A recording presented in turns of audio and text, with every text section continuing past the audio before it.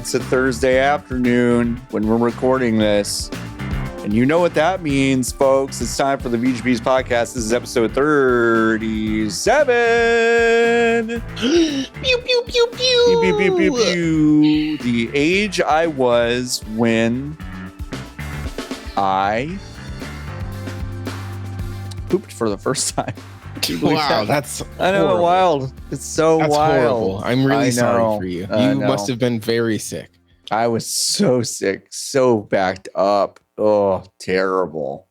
Hi, Niki. Hey, I'm John Warren. I'm one of your hosts. With me is my forever co-host, Niki Grayson. Fresh off of like a solid 2 hours of podcasting right before this too. So I'm sure your energy levels are like, Well, primo. yeah, what did I do today? I did social for Great. Game Mess. Okay. And then I had 35 minutes in between. Mm-hmm. And then we did an Avowed quick look for 2 hours. Mm-hmm. And then I had 35 minutes. And then I did Dump Truck. And now I'm here. Well, I'm really glad you're here, and hopefully this. I'm actually not feeling bad. Yes, actually, I should have. I was about to actually stipulate. You seem good. Yeah, I'm feeling good. That's good. Great. That's amazing. I would not be. Have there been days when I've done less and felt worse? Yes. Yeah, but that's so normal. I'm feeling fine right now. That's so normal. I'm gonna get water. Okay, get water, and I'll fam. Intro the podcast. That's okay. I'll intro the podcast. Tell people what we do here, if just in case it's their first one or they're sure. It might be the first one backwards. Yeah. Yeah. So Niki and I are on another podcast, and we just found out that one of our listeners is actually working through the "If You're Driving, Close Your Eyes" comedy podcast backlog in reverse, which seems particularly insane to us, but like in a fun way. I run VGBs. Hi, I'm John. We have a website, and you go to VGBs.com, and we post articles there and blogs and things.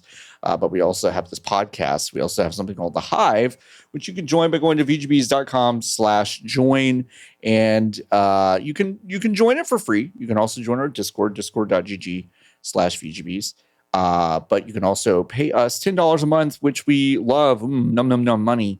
And we use that to, one, pay ourselves for this labor, and also to make bonus podcasts as well, which are only available for those Hive members. And this is a video games podcast, ostensibly. And I say that because I'm going to start with some cleanup on the basketball podcast that we had a few, week and a half ago. We did talk about the Luka Doncic trade, Luka going to the Los Angeles Lakers, and I was still kind of writing this like intellectual stream of like, this bad thing just happened to me, but I'm going to use my brain to kind of like, turn it into something that, feels right, feels like, okay, you know what? I can kind of see the vision here. And that was before I watched Luka Doncic start for the Los Angeles Lakers on Monday night with Dirk Nowitzki in the audience cheering him on, and the entire city of Los Angeles being like, I can't fucking believe we have this guy Luka Doncic now. Like the entire city of Los Angeles going like, well, how did we get away with this? And we got away with what? And it's so good for the Lakers to finally have a superstar. And listen, like I said on the pod, it's been a long 5 years since we last hoisted that Vince Lombardi Mario Big Man trophy. What is it called? Is it the Naismith Trophy? Oh, why don't I know what the name of the? What is it called? What is it called? Wait, no. Can't look it up. Okay, wait. Is it called the? I was gonna say the Commissioner's Cup, which is there's no way that's true. It's not a cup, nor would the commissioner be. What is it called? They just redesigned it. What is it called? The Jerry West basketball. The Jerry West basketball. The Jerry West basketball. Congrats. You won the NBA Finals. And now to present the Jerry West basketball is Adam Silver. All right, fine. We're looking it up. What is the NBA trophy called? Is it not called the Naismith? Larry O'Brien. Larry O'Brien. Jesus. That's so funny. There was a rumor that they were thinking about changing the Lombardi trophy to the Brady trophy because nobody fucking remembers who Vince Lombardi is anymore. And I think it's even worse for Larry O'Brien.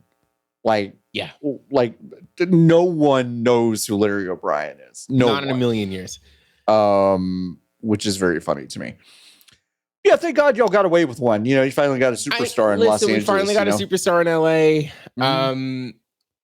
And did we lose to the Jazz? You did lose to the Jazz a couple days later. Yeah, that was weird. Yeah, that was strange. And then Luka had 5 fouls and didn't play that well. Yeah, no. Which is fine. You know what? You'll get a few of those. You'll get a few of those where you're gonna watch Luka to be like, what's going on with him? And then there'll be 10 games in a row where he's one of the best players who's ever walked the face of the earth, and you're like, okay. I'll take it. I think the thing, he looks awful in that uniform. Oh, that shade of white really looks awful in it. If the buses were smart, I know where you're going, and I agree.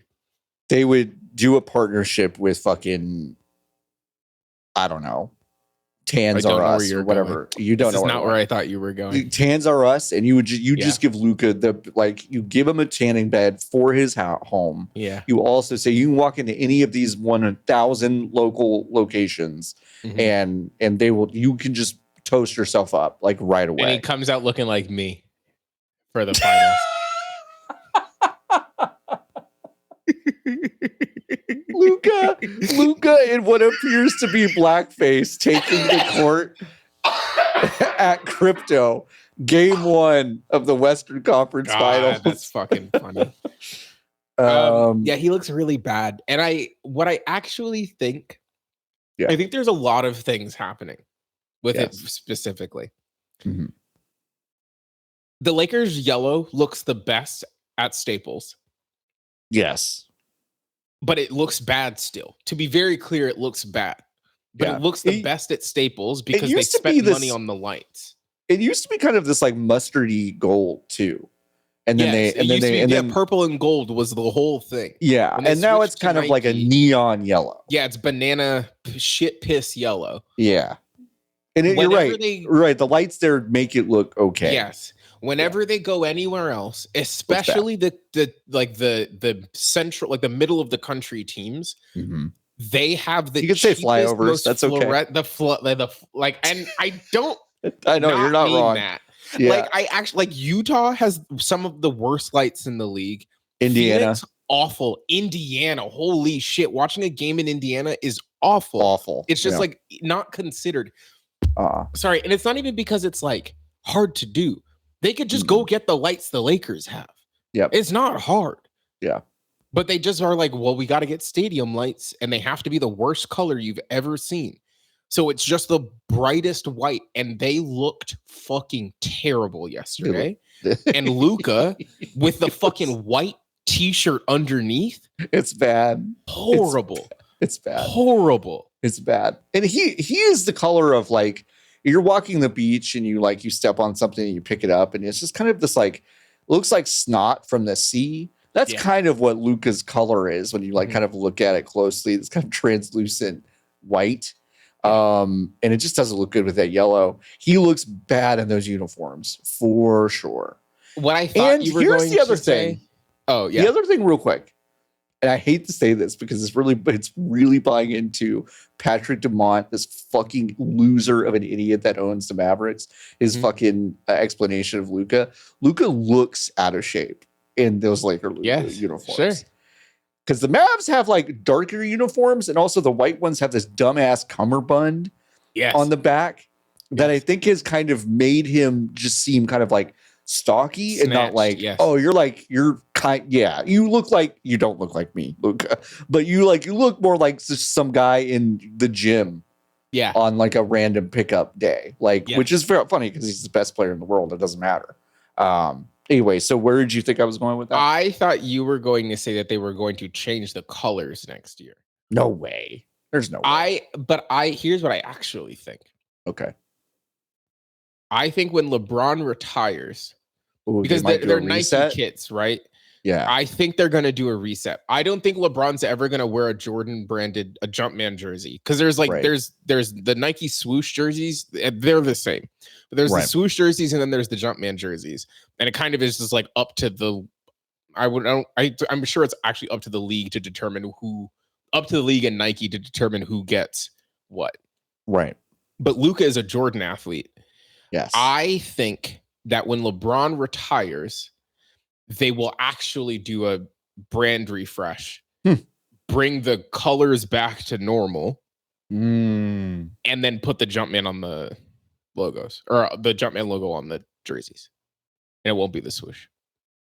Because they have been this version since of the modern kind of Showtime Lakers, the Lake Show since like 96. Oh, what do you mean? Like this exact yellow. Oh, no. This shade of yellow is Nike, like the Nike jersey swap. It was that different? It was that different before? Oh yeah. If you go back and look at like the Kobe. Adidas, like Kobe winning in 2010, those are completely different colors. Like it is there's so much more brown. Oh wow, you're right. It's like so you're rich. Totally right. Yeah, and it's not until 20 when the league switched over to Nike.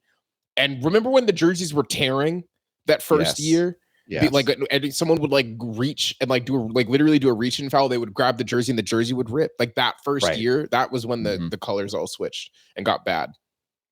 Yeah, no, you're 100% right. Lakers, Nike. Oh yeah, fuck this. Yeah. These are awful. Yeah, you're right. I had not really realized how recent this change was. Yeah, it's really recent. But because there are so many fucking basketball games every year, it just becomes normal really fast. Yeah. There was like the thing about like the color rush era, and we gotta stop. People are gonna get I know. mad. I know. It's so funny that you're like, introduce the show. And I'm like, what if we just alienated everyone right away? The thing about like, remember that first year of the color rush in the NFL? Right. The reason that was so garish, it was because it was one-off and you had to look at it.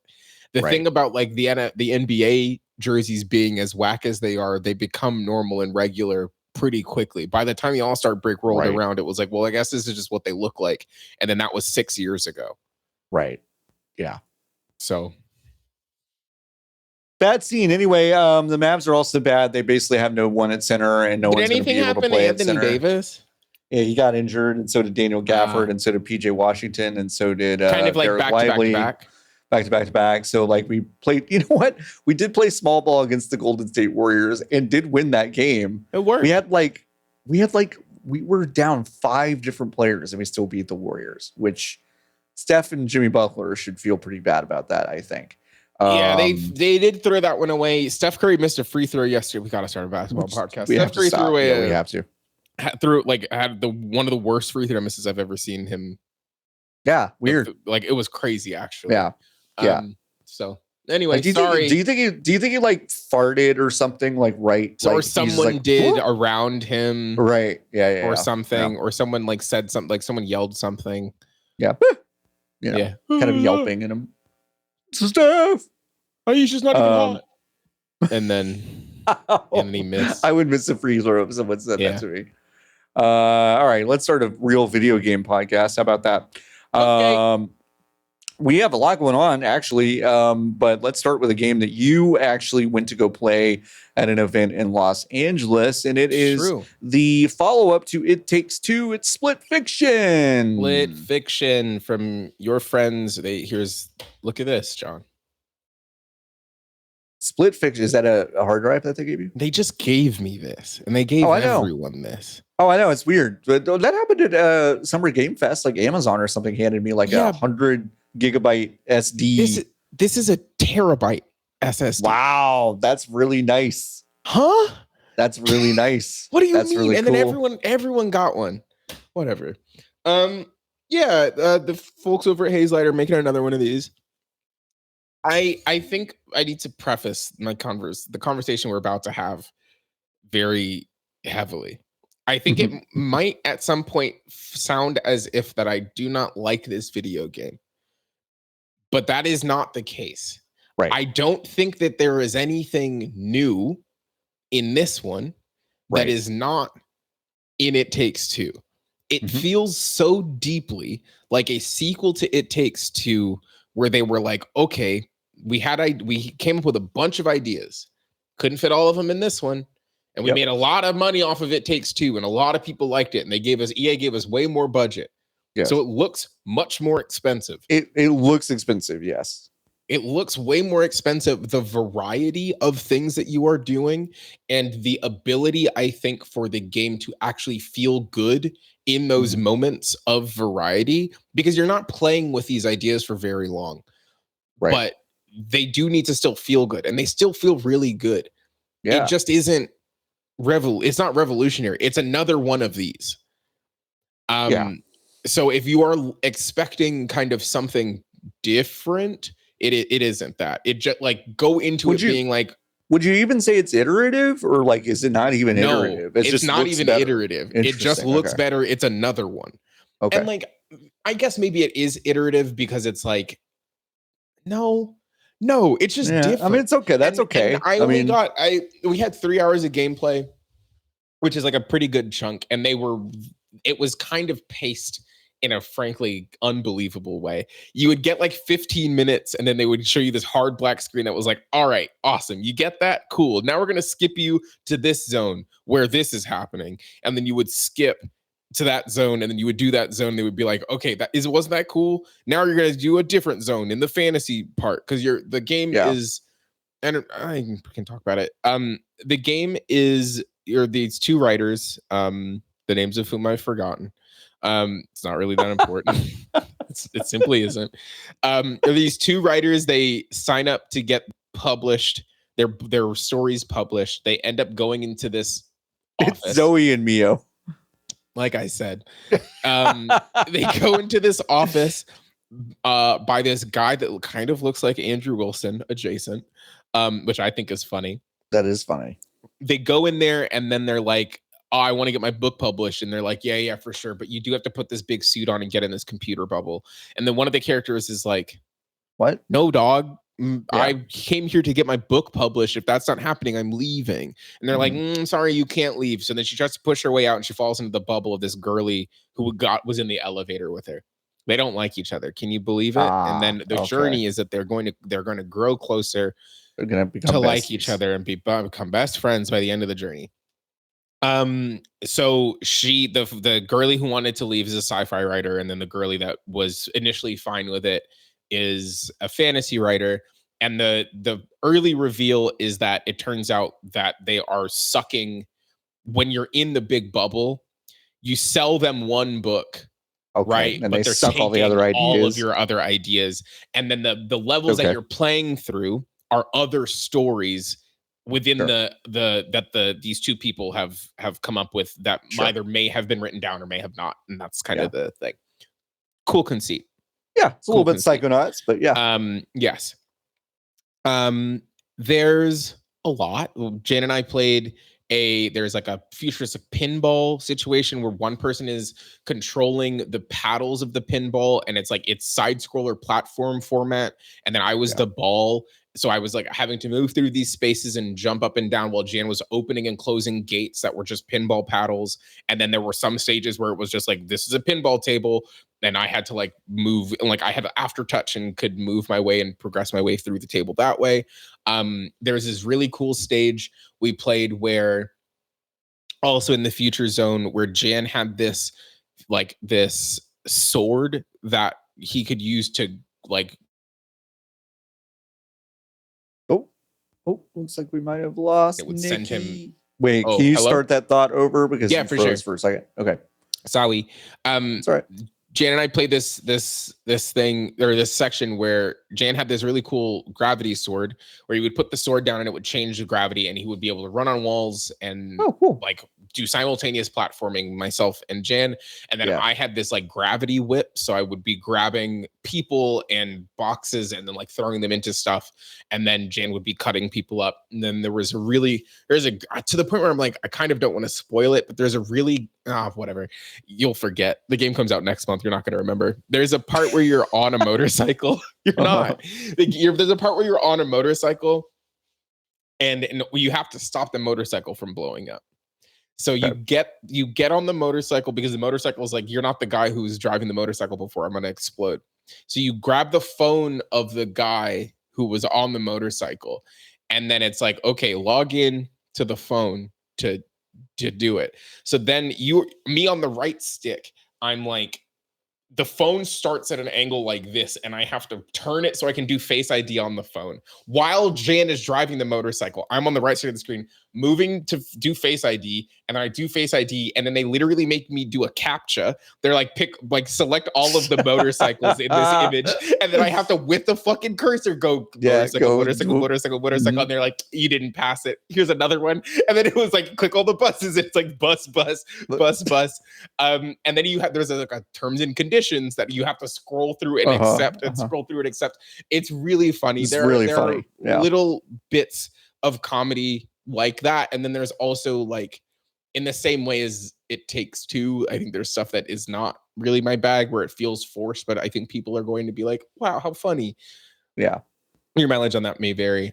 But it, in a way that I need to be so clear, is not me deriding the game. It is another one of these. If you liked the last one, you will like this one. And you might like it even more because it isn't about divorce and kind of being mean to your child. It's pretty weird. Yeah.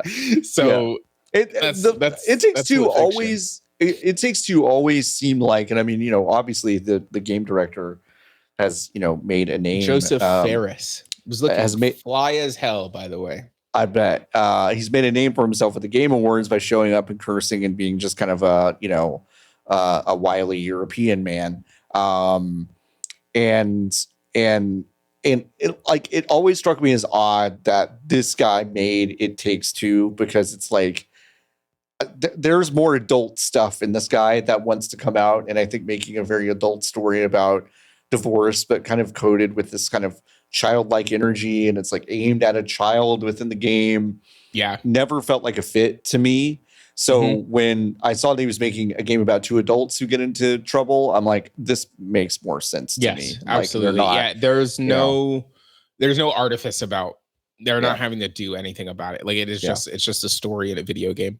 There was one level we were playing where we were two dragons. I will say some of and this was also an issue with It Takes Two, because they have to figure out what abilities, the experience has to be different for both people. So sometimes it does feel like one of the players gets the short end of the stick, and obviously you don't know what it's kind of different who gets the short end of that stick. There was this one bit where Jan and I were these two dragons, and we were trying to do like very basic rudimentary, like move a ball to a place, hit the ball explode, progress a wall. Except only in the scene prior to the gameplay, the dragons were flying. When we got into the gameplay, I couldn't fly. My dragon didn't fly, and it actually just rolled everywhere. And I was like, well, what the fuck is this for? Why are we even dragons if I can't fly? But Jan can fly, but I couldn't fly. Can't. And I was like, it felt like it was it felt arbitrary. RE the decision there. And it was the first time I was like, I wish I was fucking playing as Jan's guy. Yeah. Because I was like, and that like made me feel kind of annoyed. Yeah, that's hard. Because if you're making this game, then it's just like, okay, you two are going to have a complementary experience that then naturally has to be fairly balanced across a long playtime to be as interesting as each other, essentially. Yeah. And you never want to have a game that's like, okay, here's this part where I'm bored for 5 minutes and you're not. Like, that's hard. It's tough. You're making 2 games, essentially. Yes, like fundamentally, you are making. Yes, you are making 2 games, which is hard, right? It's hard. Like I understand, and I think there are. I'm sure there were parts where I was doing stuff that Jan wanted to be doing, like that. I think that's just like you might have wanted to slice and dice with the sword, but it's also the conversation of like these games. It Takes Two is kind of the same way. It's like I know people who played that game multiple times, and I think that's like, I guess that's kind of it. Okay, now I'm going to be this person. Now I'm going to swap and do the other side. Right. That is not, I think, how I would ever approach. It's not for me. These. Yeah. Right. But I also understand it is 2 video games, right? Like you could play it with other people and have a different experience as long as you maybe aren't doing the same side of the coin that you were doing before. The game comes out. They announced the release date yesterday at the Sony State of Play. It's March something. I want to say it's the 7th. It might be the 13th or the 7th. Only someone knew. They didn't say. March you know 6th. What? It's March 6th. Yeah. I was close with the first one. You were close. You were. So it comes out next month. No, I mean, it comes out month. It's in 2.5 weeks. Yeah. Yeah. I'm amped to play it. Like legitimately excited to play it. It ran well. We were playing on PC, and nice. I don't know if people give a shit about that, but it ran okay. And the voice acting was good. There's only 2 guys in it. There's just 2 people in it, so it's like those are the conversations that you're kind of hearing. And it's one of those things, right, where it's like the narrative of it doesn't really matter. It is mostly about the little chapters that you're playing inside of it. So I'm excited because the overarching narrative is like, obviously they're going to get out. Obviously they're going to reveal the man to be bad. Like I didn't play this far, but like obviously these things are going to happen. So the interesting part is the in between. Yeah. And it seems like there's going to be some stuff about family and like understanding like support for creation. Sure. And what that is like. That seems to be the undercurrent. So it'll be good. Like I said, I really liked It Takes Two, and I think I will like this one more on account of the fact that it is not about divorce and being mean to a child. Which I think is fair. Yeah, it looks good. It really does feel like you said, they just took all that EA money and we're like, okay, well, we'll make it look good. Dude, but, like they really did. Joseph really, really, really did like get that Game of the Year award, walk into the office the next day and was like, okay, so the budget is 3 times as much as it was in the last one. And they said, okay. And they gave it to him, which is like, I mean, if you win Game of the Year, I think you should be able to do that. Call your shot. I we were talking briefly over text about this game and in the studio and all that stuff, and it is interesting that not more studios are consciously making games that are exactly like this. They're for 2 people. And Joseph, I really don't want to miss a tribute, so I'm going to give like a broad overarching just wide berth to this thought. Super wide berth, because he was talking to Lucy and Tam at GameSpot about that exact topic, and he was like, it seems like it would not actually be very difficult for studios to make more games like this and start making money, because, and now to extrapolate off of that, this game, is probably X times number more expensive than It Takes Two, but nowhere near as expensive as like any other AAA video game, right? Yeah. And it's a smaller games, like a smaller games, more variety conversation. It's like smaller games, less money, more variety conversation. It's the same thing. It's like if Ubisoft, instead of doing whatever the fuck they're doing, spending $600 million on an Assassin's Creed game that 7 people are going to play, split that up and made a bunch of smaller games, probably they would be in a better spot. Probably, yeah. More than 7 people are going to play this Assassin's Creed game. I think a lot of people actually are going to buy this. It's going to be pretty popular. They're pretty popular, and I actually do think this one is going to be big. I think actually people are going to, because there are normal people in my life right now who have asked me, hey, do you know when the new Assassin's Creed is coming out? It broke containment. Which means to me that like people are gonna kind of show up for this one. It broke containment. One of the most annoying wrestlers in the world has an Assassin's Creed tattoo. He's like, "Oi, bruv, I'm an assassin. Oi, bruv." So it's like, yeah, it broke containment. Yeah, I think there's probably the saturation point for games that are exactly like this is actually probably pretty low. Like I don't think it would take. Yeah, I don't think I don't think these. Yeah, I don't think a market could be flooded by these. But it is interesting. That's like, it's a compelling game.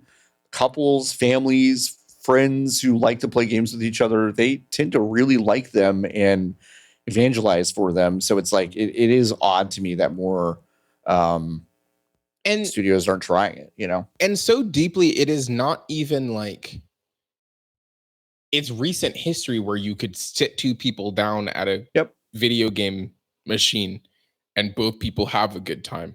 I was trying to play a game with someone recently and I was looking at my libraries and I was like, I don't fucking like Mario Kart. We could play Super Mario Wonder, I guess. And that's what we ended up doing. And we had a good time. But I was like, it does kind of fucking suck that like it never feels considered as the primary way to play. Which I think is what Joseph is really trying to get at. It's like the primary focus is not what if I played a game with another person in the same space. Right. It is what if I played a game by myself, and then what if I played a game by myself with other people. Yeah, right. Which is different than play a game Super with another different. person. Yeah. So I think it's tough. Yeah, it's tough. But yeah, not long until that's out. So yeah, the weird thing about this year so far is that there's so many games that, like, Avowed is another one we can talk about in a second. But there's so many games that I'm like, yeah, Avowed and Split Fiction and all this other stuff. Yeah, that's coming out this year. And then I'm like, oh wait, it's coming out like 2 weeks, 3 weeks, 4 days. You know, like it's stuff that I'm like, wow, this stuff is sneaking up on me fast. So Avowed is the review embargo drop for that. Neither Niki nor I have played the review build of that game. It's out though. You can go play right now. If you give them $20, you can you're gonna make me fucking do it. Through the power of Microsoft's Xbox Game Pass. If you give Microsoft Niki an additional $20. So if you are listening to the show the first time, Niki really is our evangelist here. That's just like always talking about Michael Hyam for some reason is on Unlocked. And all I'm saying is that guy doesn't know shit about Game Pass. Get me in there. Niki's just one of those people is like keep showing up spaces because like, listen, if you're not invested in Game Pass, you're missing out on the best deal in gaming. So is it one of those things? Can I go get it for $20? I didn't realize that. Yeah. I'm gonna have to do that. I didn't either. How dumb do I feel? Because I could have probably done that. Well, you can. I just did. I can. It's It's like $22 and some change. Because I'm annoyed by that, 25, but I do want to do you that. save 10%, so it's like $22. And it really comes with polarizing. Oh, go ahead. Oh, I no, I just think that it comes with the DLC and then 5 days early access because the game comes out on the 18th. 18th. But means you can play it today, which means that the game came out today. Okay, which I'll go play after this. Polarizing, but I don't know if I respect the people who are saying that the game isn't good because I watched Jeff Grubb play it for 2 hours today, and I'm like, this kind of seems fucking banger. Like I don't. Yeah, it's so the camps seem to be in that there are some satellite camps, but the camps seem to be the writing's okay, the story's not super deep. Some of the pitfalls of the Outer Worlds, but that kind of beckons you into like a sense that this might be a grander tale than it actually is. That might kind of bristle with you, and it definitely bristled with me when I played Outer Worlds, but not as much as the fucking tone of the Outer Worlds, which Avowed does not have. No. And then there are two gameplay camps. One is, and I am actually sorry to distill it to this because it does seem dismissive. Mm-hmm. I actually do mean like if you see someone that says that they didn't like it for these reasons, like don't harass anyone for any fucking reason. But it's like, do not be like, don't complain. Okay. Yeah. But there does seem to be a camp that's like, this game's too hard. And there's another camp that's like, actually this game creates friction for you in ways that like a lot of games don't, and it's really interesting because you need to be on your toes. Yeah, you actually have to engage with it. Which no, sounds good to me. Yes, that sounds awesome to me. Yeah. I think I want to say this. I think first person action role playing games have lulled people into a sense of just total like, well, it's my job to basically get so over leveled that like nothing is hard. Yes. Like Skyrim is a game that you can break pretty fast.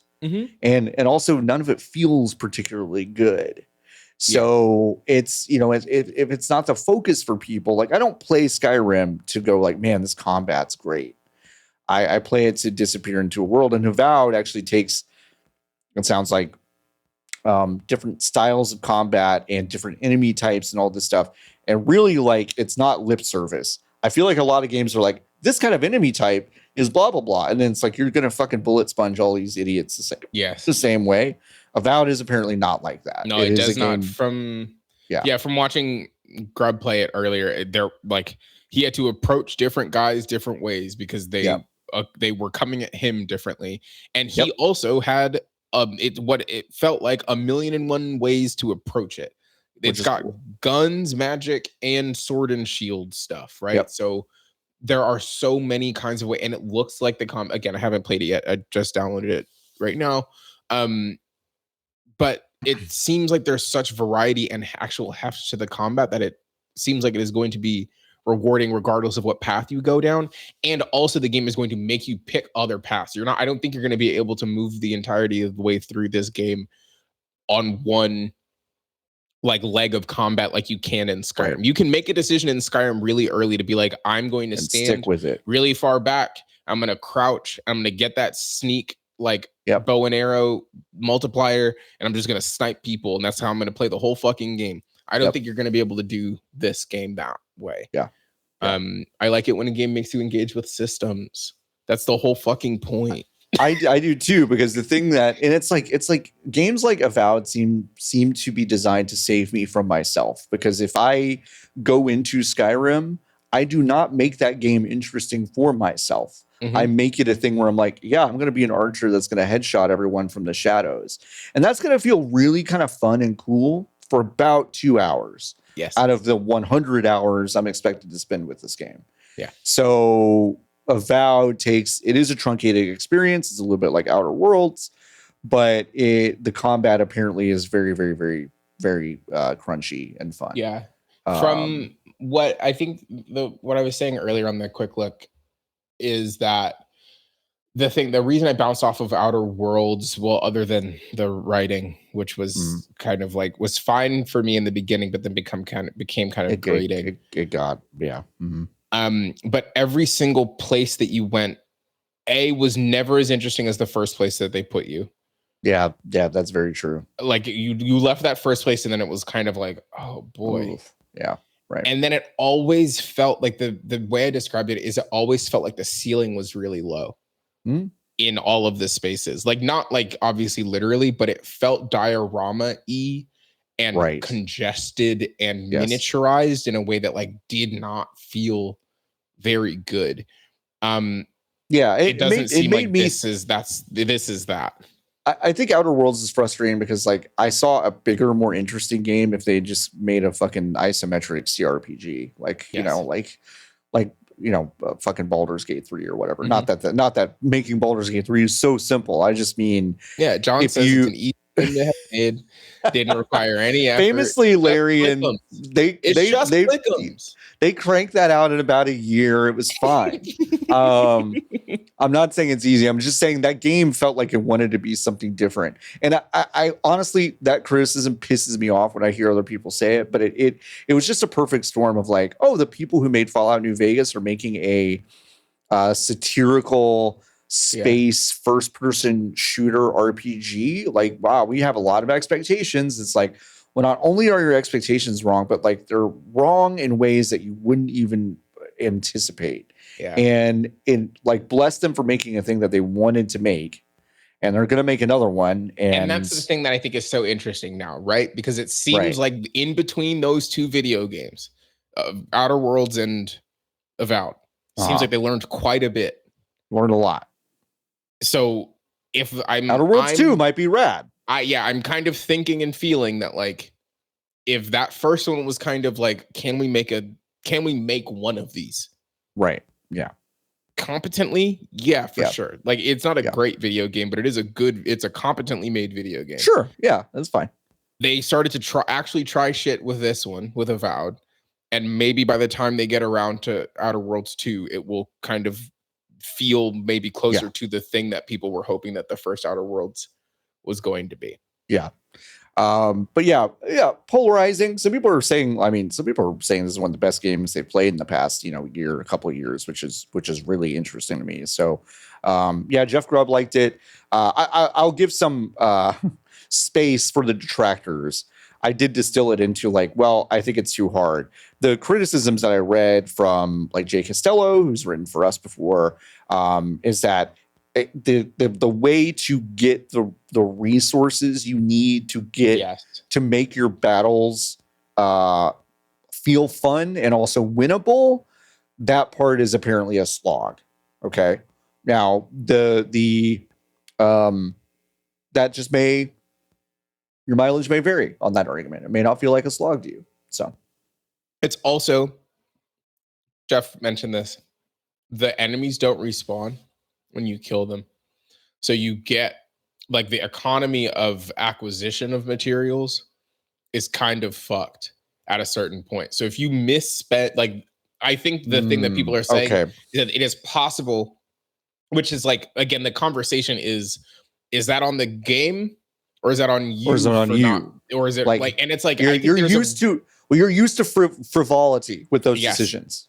Mm-hmm. You're used to being able to respec. You're used to being able to, change your mind about a lot of stuff. And so in this game, it sounds like that is not the case. You kind of have bit old school, Resident Evil. Hey, don't empty your gun into this thing because you need the bullets later. Exactly. Yeah. So, and there's Grubb was I'm sure that there is probably going to be a point where they add a Blood Moon style, bring all the guys back situation, because it does seem everything needs those resources. To do anything, you need those resources. And if the guys don't respawn, then of course it's a finite economy.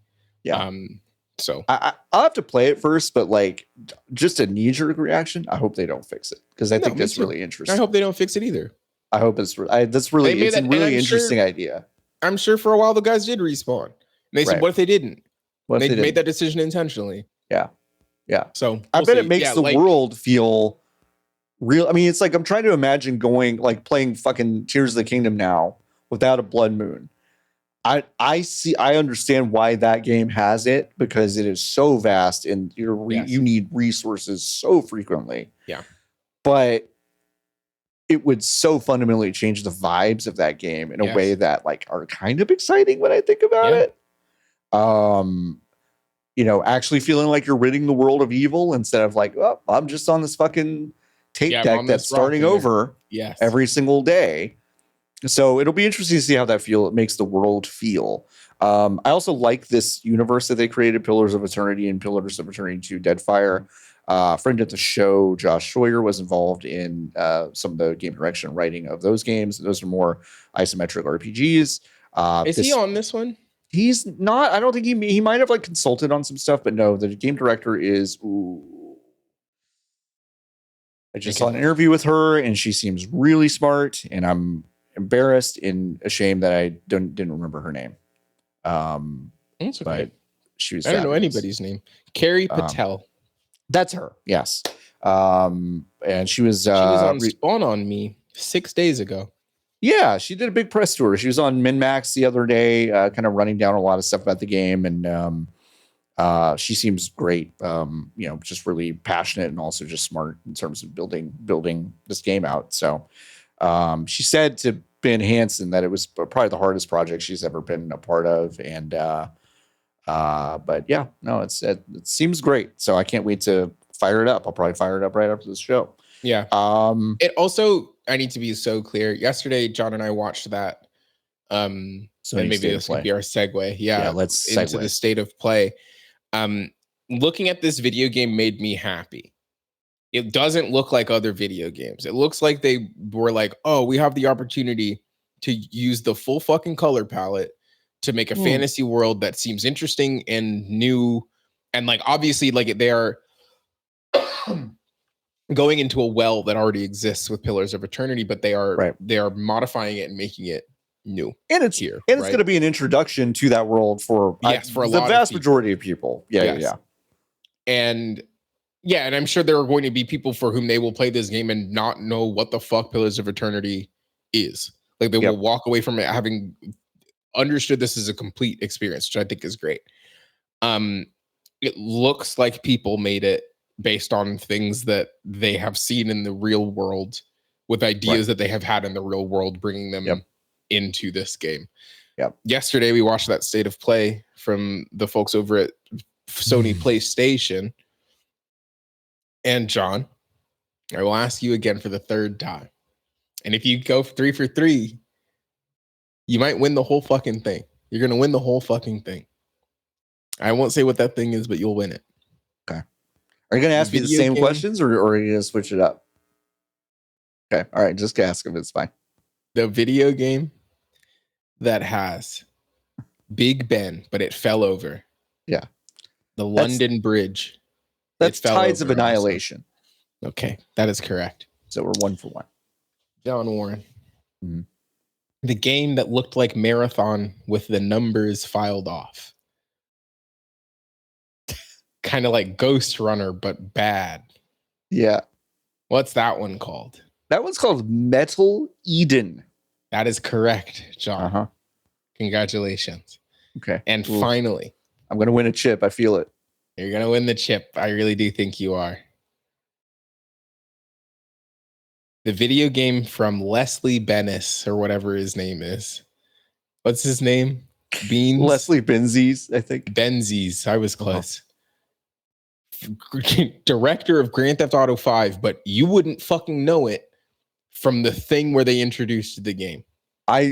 First of all, I literally do think, kind of looking into it, that is a trademark issue. I don't think that studio is allowed to say that. I think they're not allowed to do that. They're not allowed to use someone else's trademark to advertise their own game. I'm pretty sure that's true.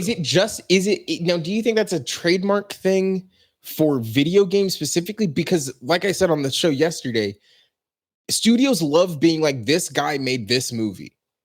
That is not like us. In my memory, I feel like those instances. Well, first of all,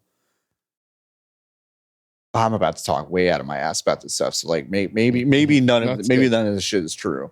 But it's like I feel like far fewer movies are trademarked than video games, and I might be wrong. What the fuck are you talking about? Well, okay, like obviously Terminator 2 is one. Yeah. But I don't think trademark Cars. Yeah, no, you can't trademark Cars probably. Can you? I think Cars. I think the whole, because then anybody can make Cars, Sean. No. You're correct about okay, wait a second. Hold on. What I'm doing is I'm clicking on John Lasseter's name. The little fucking symbol's not on this fucking poster, I'll tell you that. Okay. I'm just trying to see director. Let's see. Finding Nemo. Now that one. You know what, lawyers, just send the bombs directly to my house. I have no idea what to, I don't know. We had a lawyer on a bonus not long ago. I'm just gonna send her that. I'm literally gonna send her the question. Yes. It'd be like, why didn't they follow it up? I will follow it up. I don't disbelieve, but the thing that blew my mind yesterday to me, there's no explanation. To me, there's no other explanation. And for people for whom are not plugged in, yes.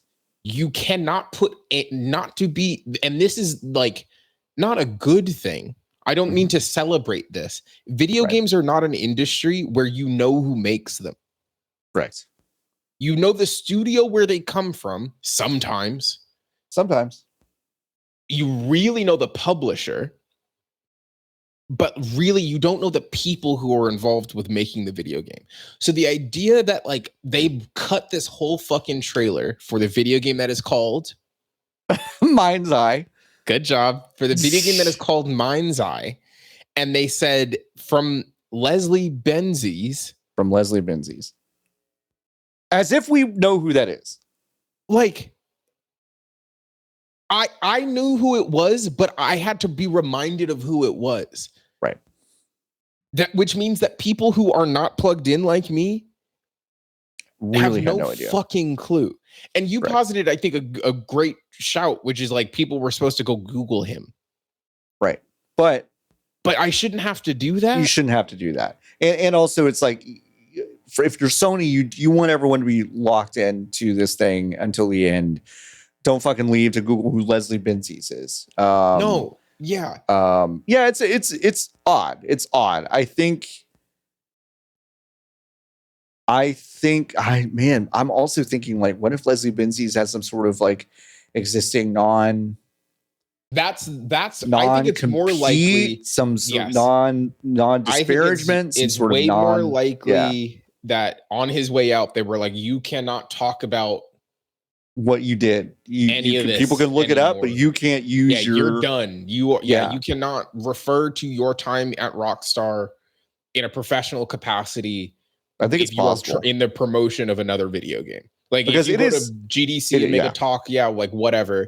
But like if you're making another video game that is in theory competition for us, you cannot talk about the fact that you are single-handedly responsible for Grand Theft Auto 5. Yeah, it's one of those things where it's like, fair enough. This thing looks like an open world, futuristic. It looks like a cross between Spec Ops: The Line and Cyberpunk Grand Theft Auto. GTA.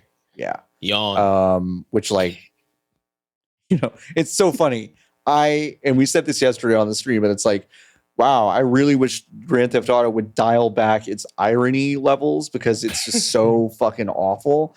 But the flip side of like, what if we made Grand Theft Auto, but it's so fucking serious? I'm like, oh man, repulsive to me. This is tough work. This is tough. Yeah, I don't. It's not coming out until next year, so yeah, it's not coming out until next year. We saw a lot of games presented yesterday that and this is our takeaway, and we talked about it a lot on the stream. So if you saw the stream, I apologize for regurgitating it. But games like Hell Is Us, games like Tides of Annihilation, and there was another one in there. Lost Soul Aside. Jesus, what a name. I'm not exaggerating, and this is how I said it yesterday, but it's like that first wholesome direct where they showed no fewer than, I think, 50 video games in the span of about 45 minutes. And so many of them had a color palette or a vibe or a presentation that all felt so similar that it made me question quite loudly, and to the chagrin of some people in our industry, like, who the fuck is going to remember any of this stuff? Yeah. And this was the AAA equivalent of that, in the sense that I cannot meaningfully tell you the difference between any of these games because they all look and were presented exactly the same way. Yes. And they are all, like, even beyond tone setting, visual aesthetic. Right. They are all third-person character action games. Mm-hmm. Which, like, and I said this earlier on Giant Bomb, like, I don't have a problem with this genre.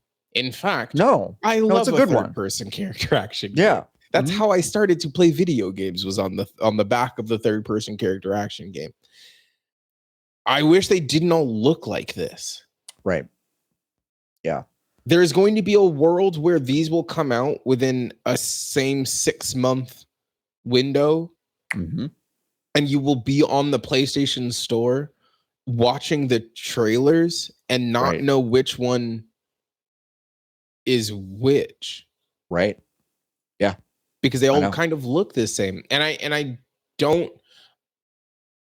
don't know if it's just like, if it's a situation where in sports, you get like, well, the Warriors invented the motion offense. And then kind of afterwards, everyone kind of ran motion, and now that's just what basketball is. Yep. It's just motion offense. It was innovative and new at the time, and now it is not. Right. I don't know if this is that. Like, we kind of had a string of games that kind of look like this, but not all the way, because they were kind of setting the trend. Right. And now we are so deep in this generation, all the games just look like this now.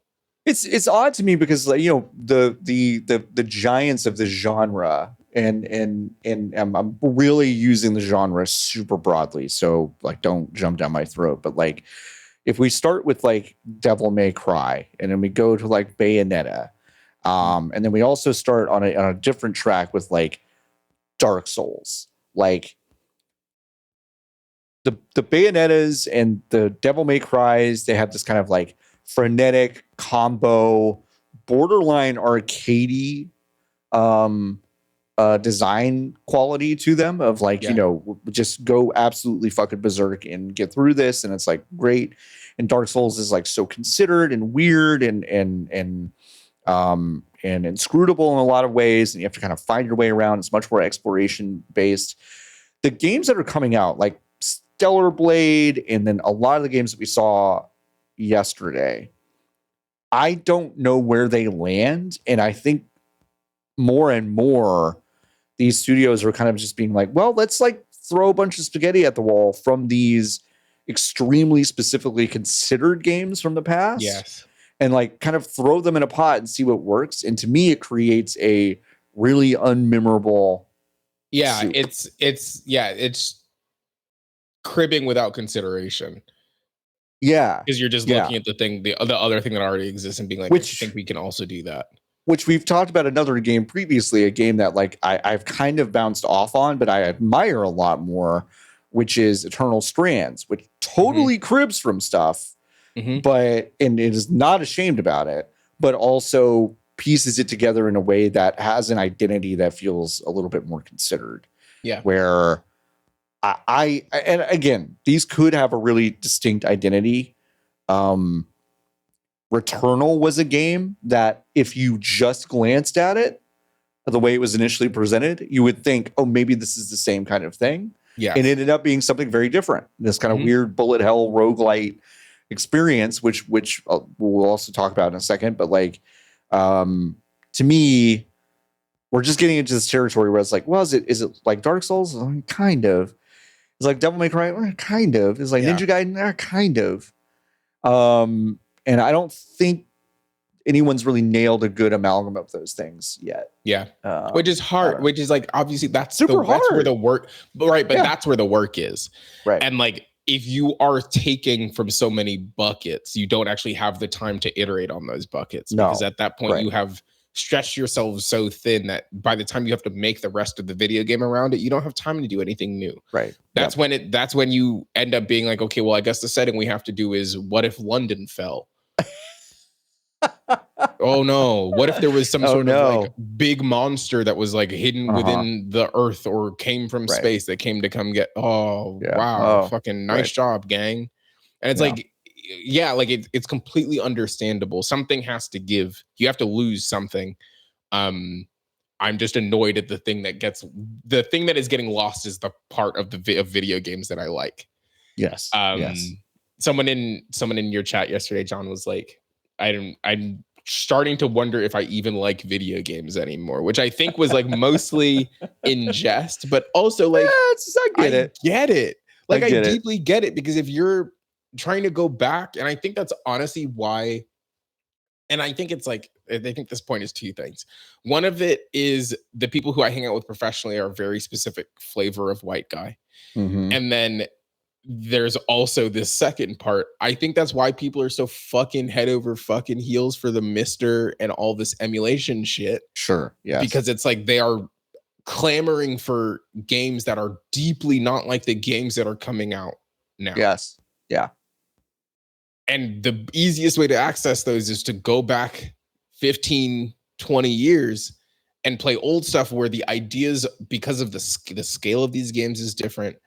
there are so many more ideas and so many more varied ideas that, if you want to go back, the entirety of the PlayStation 2 catalog is available to you.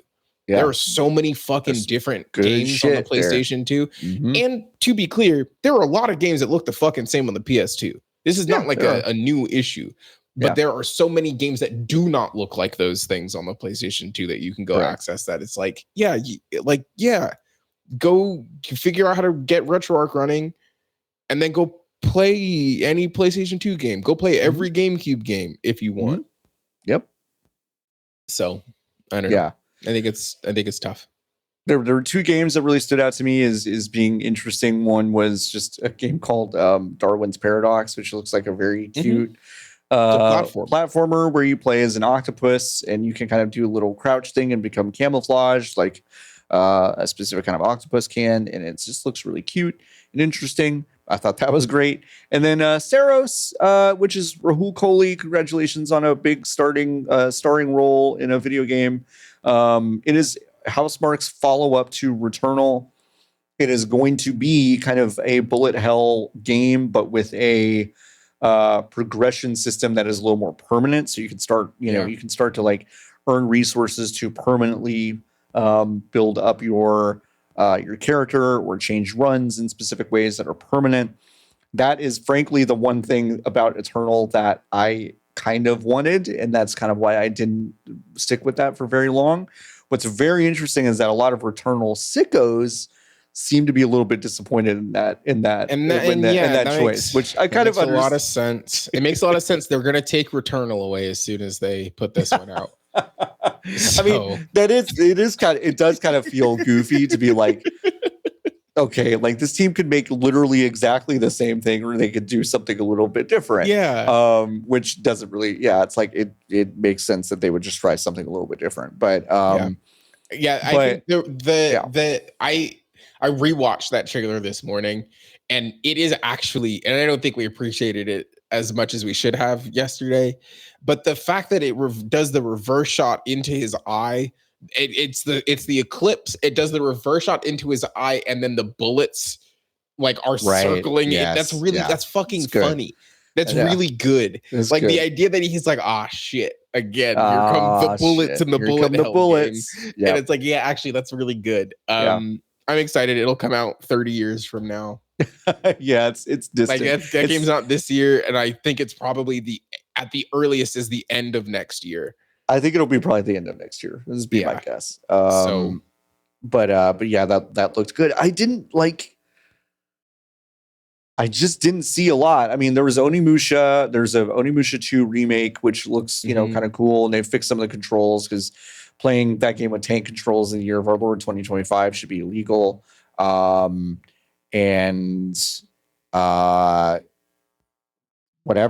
The new Onimusha looks kind of cool. They gave the protagonist like a sense of humor, it seems like, which is and when you say a character in a video game's got a sense of humor, that could be a real red flag. But it seems kind of like an actual like kind of funny character vibe. Yes, like and like an understanding of like physical. There's like physical comedy bits in that trailer or in that gameplay section, which seemed really good. And the gameplay stuff involved what seems like a bit of environmental like interactivity and almost slapstick. Like these demons are confused if you just throw a blanket on top of them. Yeah.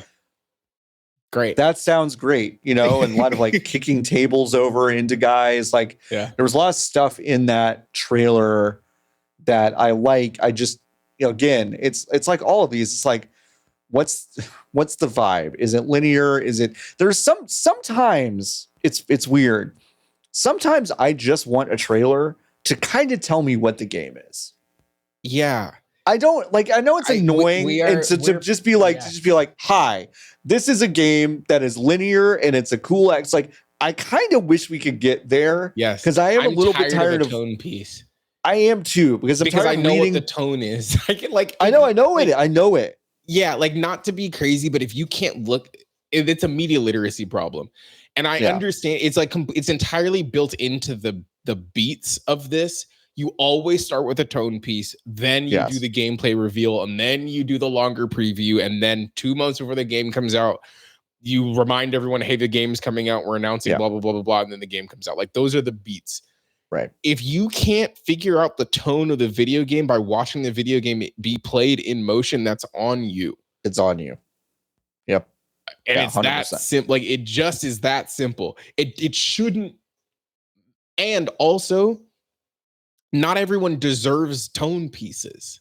Mm-hmm. Elden Ring deserves tone. They could tone piece until the game came out and show zero gameplay if they wanted to, because they're good at it.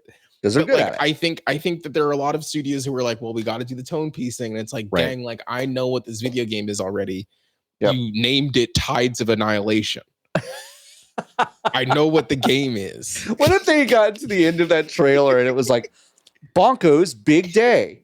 And like that would have been amazing. That would hit, right? Because if the tone piece was that, and then the game was called Bonko's Big Adventure, then I'm in. Then I'm like, hold on, who's Bonko? When does he show up? Who did I see was Bonko? Was the lady in the cool dress? Was she Bonko? That's conversation. Right. That's video games to me. Right. But then no, you call it the Tides of Annihilation. I know what the game is. Yeah. Yeah. It's something strange about like I am just kind of like, okay, is it fucking cut out? Listen, I know that someone I admire is going to get an interview with the director in a month, and I'll kind of understand what the game is. I get that, but sometimes in a trailer, I'm like, just tell me what the fucking game is, please. Just tell me what it is. You know what it is. Yeah, tell me what it is. Tell me what it is, because I'm not going to remember that it exists until you show me what the video game looks like. Right. Yep. Anything else from yesterday stand out to you or no? Not really. A lot of people were talking about that you interact with the world with guns game, and I think I'm kind of okay on it. Yeah, that was a game from who the fuck was the studio that made it? Was they made it's okay. Don't worry, I got it. Don't worry, I'm got it. Oh yeah, Borderlands 4. Borderlands 4. Yes. This game is called Dreams of Another, and it's Dreams of Another. Pixel Junk. Pixel Junk, that's right. So everyone's like, "Oh, Pixel Junk, neat." And then actually, what it is a guy in his pajamas with a submachine gun on his back, shoots these little bubble things. It kind of looks like an impressionist painting. Yes. And you shoot them to not destroy them, but change them. And the language used in the trailer was very strange. It was like, sometimes you got to destroy stuff to make it better. And I'm like, I don't know if this is a message we need for for right now. Today, for right now. I mean, in some ways it is, but in some ways it's not. But it looked from a visuals perspective was very striking. I just again, I have no sense of like, is this a pretty small game with a small team? Is this a bigger game? Like, there are questions I have. Little, but I don't know. It seems small to me too. They're making another Five Nights at Freddy's. Isn't that nuts? They are making another Five Nights at Freddy's, which is wild. Yeah. And then Borderlands 4 is coming out this year. Yes. So it's going to make $1 billion. It's going to make a lot of money, and it looks exactly 2K is going to make so much fucking money this fiscal year. Yes, they are. So much money. They're having a big year. Yeah. Hey, John, you didn't talk about Shinobi. Yeah, so Shinobi, that's a good point. Good call. Sega's Shinobi kind of reboot is made by the same folks that made Streets of Rage 4. It looks a lot like Streets of Rage 4 from an art perspective. It does look really pretty. And I think they did such a good job with Streets of Rage 4 that that's a day one kind of look for me. And yeah, I think if you like the older Ninja Gaiden games, Shinobi's a little bit different, but if you like the older Ninja Gaiden games and were disappointed that they moved to 3D, even though I think those 3D games are really good, Shinobi might be a good one to pick up because it's going to be cool ninja action, big environments. There was some nice like background parallaxing art in that trailer. Good looking game. And the folks that made it or making it are I'm a big fan of. So that was also pretty good. Looks sick. It does look sick. Let's talk about the Overwatch overhaul for a moment. Yeah. So Blizzard invited a bunch of folks in to LA. Nope. Some call it Be right. Irvine. Thank you. Okay. Listen, you're right. You know what? You're right. One of these places was designed for the race war, and the other one is Los Angeles. You're right. You're totally right. They were invited to Irvine. Thank you. To take a look at some major changes coming to Overwatch 2, a game that I had before this week, not played for many, many years. So I had really not been familiar with what was going on. And we'll take this opportunity to talk about the overhauls, but also picking this game back up again with some of my stray thoughts. The big things are there. Well, actually 3 big things. Wow. One of them is really funny. There's going to be a new perk system that will allow you to essentially assign different little changes to your character's loadout. So if you're playing as a defensive, tanky kind of person, you can change one of their abilities to essentially be more offensive. You want kind of a more balanced situation. It'll make kind of role queuing and some other things probably more interesting if you if you want more balance on your team, if you actually want to double down on some of the things that you feel like your character excels at. That's kind of an interesting move. There's also something called stadium mode where they're going to basically lock you into one character and kind of give you a progression system within it. It's very similar to what you would see with something like League of Legends or even Valorant, where they're like you're trying to like kind of boost up your character and loadout as the game progresses. And that seems to be the mode that like a lot of people are really excited about, is kind of being a third pillar. And wow. And then now the return of loot boxes. Legitimately, they're like loot boxes are back. They were amped about it. Crazy. Weird. Yeah. You and I have not played this game a lot in the past little while. We played it this week. Still that. It's still that, but feels worse because I think the 5-on-5 stuff doesn't feel good. And in that announcement video, and then I read Ken's piece also. Yep, I did too. On Kotaku.com. Go read his piece. They have done multiple tests of putting 6v6 back. Yes. And their reasoning for having it not be 6v6 is that it adds a layer of complexity for regular people that is too much. And then this is the conversation that we were having at the top of the show, which is sometimes I think video games need to require your brain to work in order for them to be fun. Yep. 5v5 Overwatch and I think it is also because I have so much time in Overwatch when it was not 5v5, it does not feel right. And the argument, like, I have a lot to say about Overwatch, and a lot of it's not very nice. But it's like, to sit there and go, this was the biggest game on the fucking planet for a moment. Yeah. Years ago. And for them to say, well, it didn't really work, did it? I'm like... Hey guys, like it did fucking work. Like it really did. And then y'all broke it. And you're doing the fucking Tim Robinson hot dog meme of like, we're trying to figure out who did this, who broke Overwatch. It's like you did. And what's weird is that the 6v6, at least in this iteration, I'm not sure what they've done in the past, but like what's going on now, or you can go into the 6v6 classic, you can't play as any of the new characters. No, yeah, and that is, I think, what they have landed on, which is that they are going to do the too complicated. Yeah, they're going to do the Fortnite model, which is like sure, but also like the thing about Fortnite is that the main game still feels good to play. Yes, it's not like it will never be a situation where you go back to the side stuff and are like, well, this is as good, if not better, than the main game.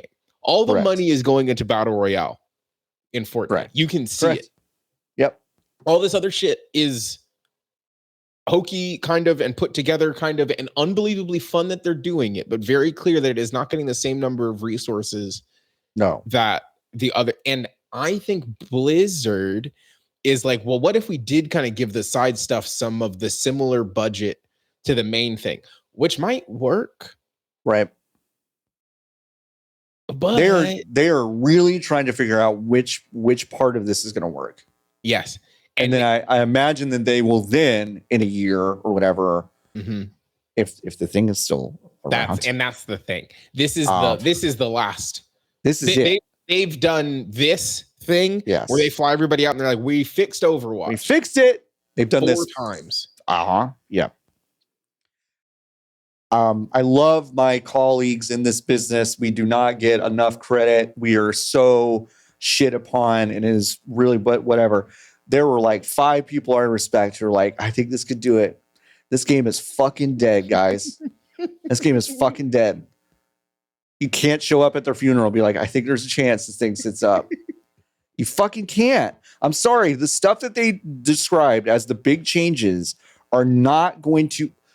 Cool. It's more like a MOBA. Who the fuck asked for that? Who asked for? Who did it?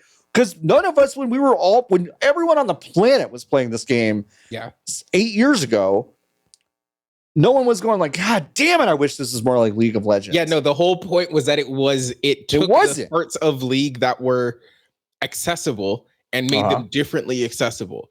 Yes. Like it removed them from the inaccessibility of you have to play League of Legends. Right. And then it wasn't in League of Legends anymore. That's what made it accessible. The idea now that someone is going to Overwatch obviously starts to fall apart and it's very clear when the game fell apart. Yes. It is when they started actively making decisions in service of esports as opposed to the human beings that were like the 99.9% of the people who were playing the game to have fun with their friends. Yes. They saw all the money that they were getting from Coca-Cola and fucking Cheez-Its. And they were like, well, this is going to go forever. We're never going to not have the Blizzard Arena. We're never not going to sell out Barclays Center to watch DJ Khaled put on the worst performance you've ever seen in your whole life. This is it forever. And then obviously that was not, quote, it forever. So when they started making changes to the game that were in service of a very small group of people to make them happy at the expense of the people who were paying for the video game and that you were not paying to play the video game. That's what it fell apart. So now to be like, well, okay, we lost the regular people, but we can definitely bring them back if people are going to get mad at you for picking the wrong Orisa buff when you hit level 2. Right. Yeah, exactly. Yeah. Oh, that doesn't fit with our fucking meta at all. Yeah. What are you doing? It's like, no, I'm just trying to fucking... No, I'm having fun. I'm trying to have fun. But but now there are more vectors for you to do it wrong. Right. Yes. Yeah. Instead of just having like a balanced game where like part of it's a rat race of having to keep constantly adding stuff too, because it's it doesn't even need to be balanced. Right. Overwatch was actually at its most fun when it was fucking broken. It was a little whack. Yeah. The whole gambit for Overwatch Classic is, God, this game used to be broken. They're right now they're focusing on the Moths meta, which is like a little bit before I gave a shit about what the game was, but Moths is like everybody was flying. It was called Moths because it was like everybody's fucking up in the air. So it's like you really have to have hit scan to be able to take out the enemies that are above you, but you're constantly under fire from players that are above you. Right. The meta that was like the next big meta shift after this was goats, which I think is like when this game was at its peak, when it was 2 healers, 2 tanks, 2 DPS. 2 DPS. Yes. Is that right? Whatever. Who cares? It was called goats. Well, 2 support. 2 whatever. Yeah. 2 horses. And then 4 goats, and then 6 chickens, and they all get on a boat. And when they come back, only the snake is alive. Dead. Where was the snake in that first part? Yeah, he was already on the raft, but he just didn't say. Anyway, when they introduced Brigitte, fundamentally broken character, unbelievably overpowered, could deal too much damage and could heal too much damage. Right. The game was really fun, though. It was really fun. And then the professional Overwatch League players who had to go up against the worst people on the planet, other professional Overwatch League players, were like, this is not fun. I am not having a good time. It's not fun. Because everybody else is too good. Also at Overwatch. Right. So they said, okay, we'll fix it. And then the game stopped being fun, and it was kind of like on a downward trajectory ever since. It'd be like, can you imagine going to a Cowboys game and then you're there to see the 11 people on the field for the Cowboys versus the 11 people on the field for the Las Vegas Raiders, and then because there's a loudspeaker, and the loudspeaker person comes on and says, "We have a special guest in the booth, and it is Jerry Jones's best friend." Jerry Jones's best friend. What do you want to see from this game today? Do you want to see a good game of football? And the guy gets on. He goes, actually, I want to see all 22 of these people drop their pants and have diarrhea on the field at the same time. And then Jerry Jones is like, all right. Well, this is what it is now. I know everyone came here to see a football game, but now you're going to see 22 people immediately have diarrhea on the field. Yeah. I think you would feel like, okay, well, this game isn't for me anymore. It's not for that anymore. One guy who wants to see the diarrhea. And I think, like, if you don't step back, because to me, the crazy thing is in all of this is that I think there's still a dream for them that they're going to get the esports back. Yeah. That it's going to happen again. It's going to come back somehow. Like, I think that's a lot of it, because all they could do is go, let's throw some of this bullshit out and just actually say, I think we were better when we didn't give a shit about this. Yes. You would get, I mean, I don't know numbers. You would get a lot of people back if you just started from the foundation of, this used to be great. Yeah, and we fucked it up so bad. We can get back there, but we know what we need to do to get back there. But like, what do you have? I think that's what do you have? Right? You go back and rebalance the game for the characters that you have for 6v6, and if there's a character that doesn't work, you fucking lose them. Yes, you put them in the vault, the Blizzard vault, and you work on it. You say, listen, we're gonna. Back. It's like, why don't we treat this like fighting games, where if between fighting games you're like, oh man, hey, Hachi's not in this one. God damn it. And then Namco goes, just wait 6 months. Yeah, we'll put Hachi in. We'll put him back in, but we wanted to make him feel a little bit different than he used to. Yeah. And it's like, okay. Like, to me, it's like, use those philosophies to like remake the game in a way that feels good. And it feels weird to be like, oh, how do you make a good new game? Go back to the game you made 8 years ago. But it's like, I think there's some truth to that. I think there's some truth to that with Halo too. Like, there's a lot of fundamental Halo stuff that like they just could have focused on. Yeah, they lost it. Mm-hmm. They just lost, and it's just like, again, Overwatch is the biggest fumbled bag in the history of games. You can't convince me otherwise. It's crazy that this has happened. And I do deeply love and respect a lot of the people who went to that event and wrote about it. But the ones who said, I think this could actually turn things around, are, I think, as wrong as anyone's ever been about anything. Yeah, not in a million years. I just don't think this is happening. Which is, I don't know. It would be, you know what it is? What? It's like if Epic saw Battle Royale pop off, and then they were like, we're actually not going to spend that much money on Battle Royale. We're like, all this money that we're making, we're really going to just put it right back into Save the World. Right. Mm-hmm. This is what we got to do. It's the Fortnite at its core is Save the World, and it always has been. Right. And we really got to double down on this. And it's like, no, gang. No. The thing that's printing money for you right now is Battle Royale. Mm-hmm. Do the thing that is printing money for you actively. Mm-hmm. Yeah. They didn't even have a fucking Netflix show. Do you ever think about how fucking stupid these motherfuckers are? It's crazy. They did not have a Netflix show. That's crazy. Netflix would have done anything. To have Tracer on their TV. Mm-hmm. Yeah. I don't get it. But turn it off. Turn off the game. I mean, turn off Overwatch. Turn it off. I don't understand it. I mean, I think a lot of people who have hope for this are going to like, are going to just spend the next 6 months just kind of spinning their wheels, being like, I think this is it. I'm like, I don't think this is going to save anything for you. Now, I haven't got my hands on it. That's a big difference. All those really, really smart, talented people that were invited to Irvine, they did get their hands on it. No, but I also think, Niki, I also think they're too close to it. A lot of those people, I know them. You're too close to it. You're too close to it to know when it's dead. It's just like someone who's sick in your life. You're in denial. They're in bed. They're literally on their deathbed going like, this is it. It's time. Yeah. And they're looking around like, doctor, isn't it? It's like he's been blown apart. Like we can't put him back together. Use the last 5 seconds you have. He's the shit's going off. Do you hear the monitors?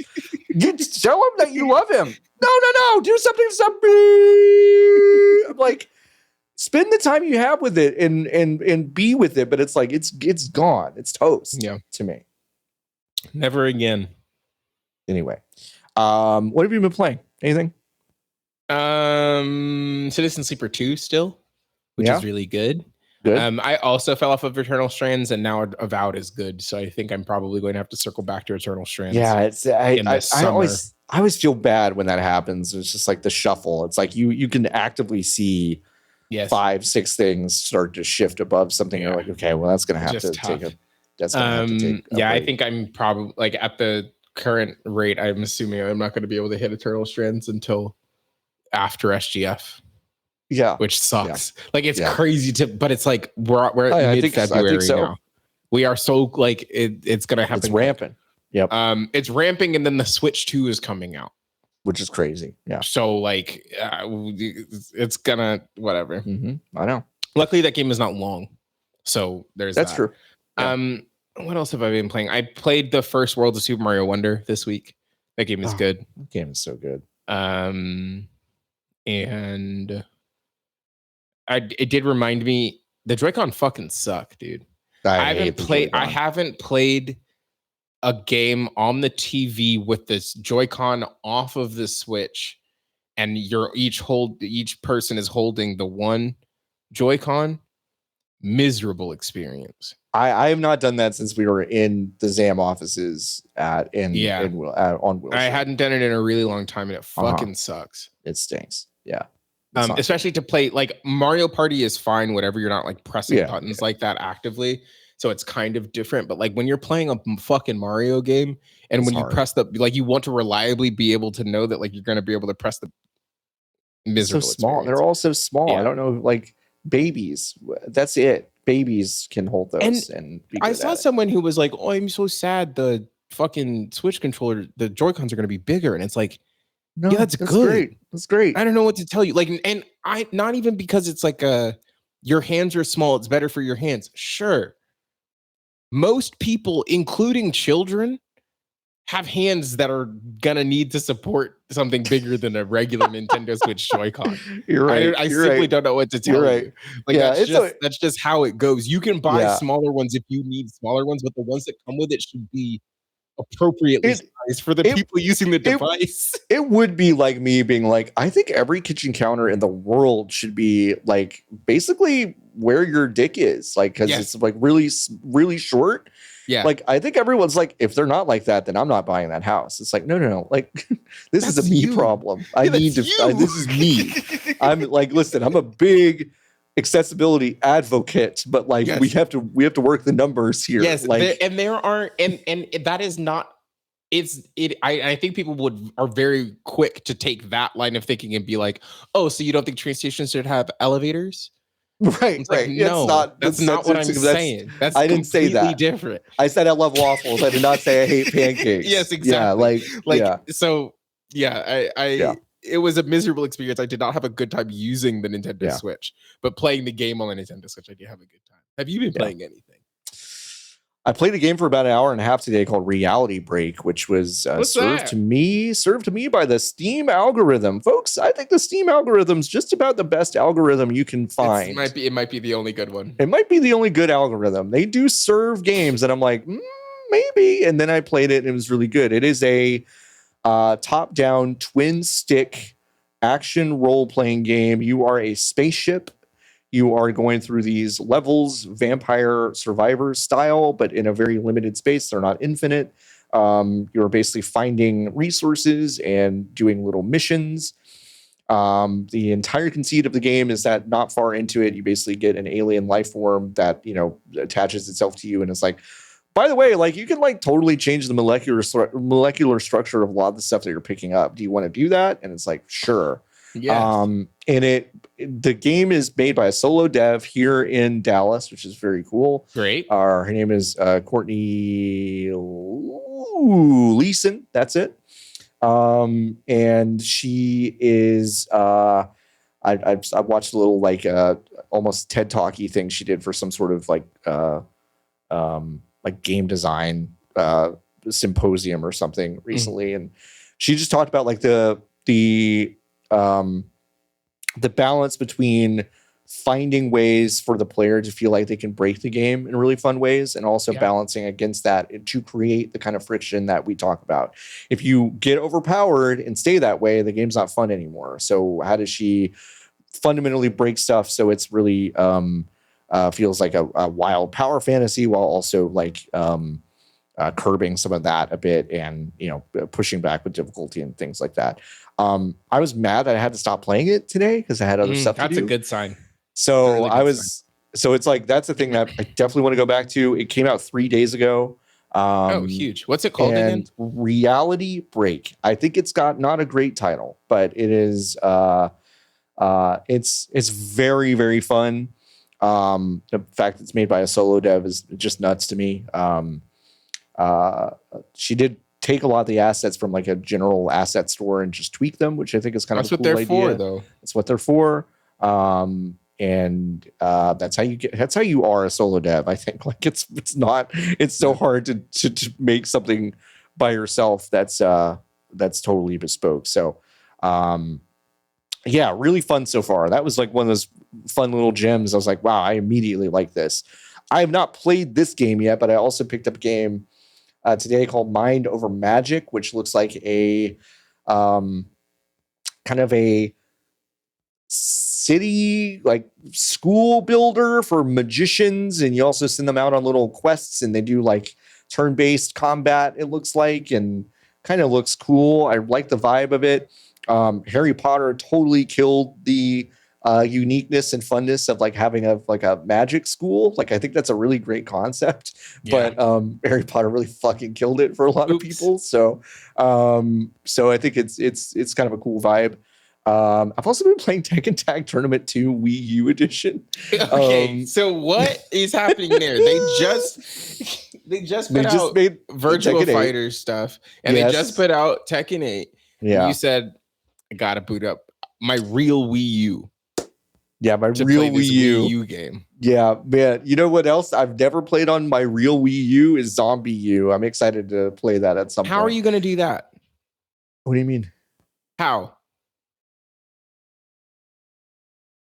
They do some interesting stuff now with the real Wii U. Where? Where does it go? They do some interesting stuff. Is it like a Nintendo DS? It's a little bit like a Nintendo DS. Yes. And you just look. Yes. Yeah. It's interesting. But here's the thing with Tekken and Tekken Tag Tournament. Tekken Tag Tournament are these kind of side projects. I weirdly think they get to more of the core of what I like about Tekken than mainline Tekken games do. And they're also just like a little bit like Smash Brothers in the sense that they just like, there's so many characters in the canon and so many settings and so many songs that I kind of want it all in one place. And the Wii U edition of that game is amazing. It'd been forever since I played it, and I was playing it for a while this week, and I think it's really good. So if you have a Wii U, or if you don't, and there's a way if you have a Wii U, or if you have a Wii U, if you have if you have a Wii U, or if you have a Wii U, I think you should check it out. Like it's good. So yeah, weird. I have not played that much Virtua Fighter again. Revo is still really good, but I've just been dipping in other stuff. Boy right now. I'm a Tekken boy right now. We have we've been going on for a long time. We still haven't done the Hive questions. Let's get to those. Hive questions. Oh boy. Ooh. Is there a game this is from Papa Bear? Oh, got ahead of myself. If you want to join the Hive, you go to vgbs.com/join. You can ask us a question in the Hive content channel of our Hive category over on our Discord. Every single week we ask for those. We get some really good ones. Papa Bear Zach asks, is there a game that's never been officially released in English that you desperately wish would be Romanized? I don't know.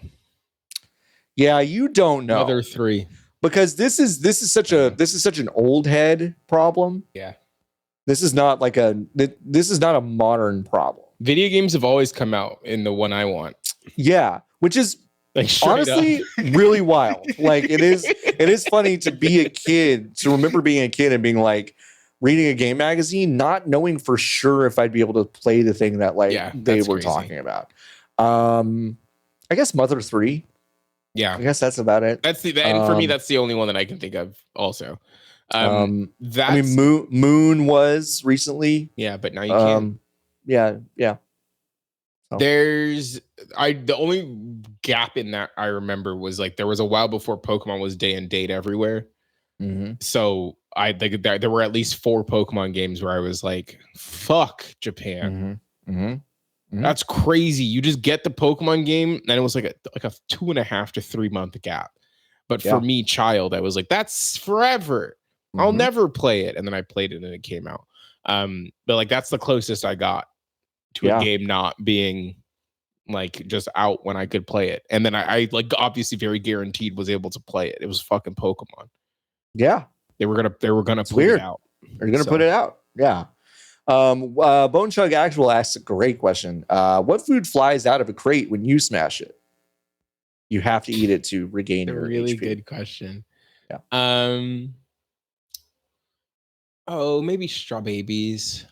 Just strawberries, just like fresh strawberries. Oh man, fresh strawberry fucking hits. Or like a peach.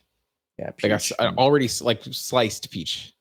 Like I'm not trying to fuck. Like I'm not trying to. Like I want to hit the box and like gotta sit there, perfectly sliced like, peaches. The gang members are like surrounding you. Yeah, like they've got their knives out, and you're like, "Can I borrow that?"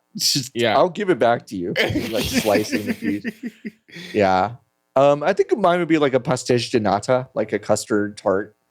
That's good. Because it's just like it's really a fun little like you just and it's good. Crunchy and sweet. I think it would be good.